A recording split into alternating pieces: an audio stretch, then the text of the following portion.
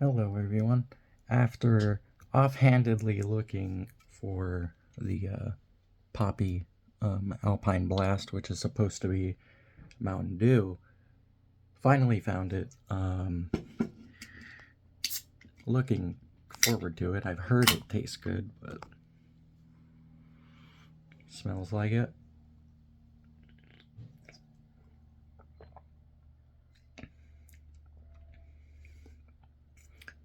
Yeah, that is a healthier Mountain Dew. They really hit the nail on the head with this. Even though I'm not really that much of a fan of the original flavor of Mountain Dew that much.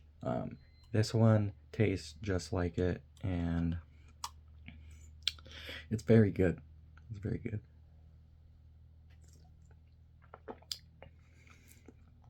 Yeah, I'd say 7 out of 10.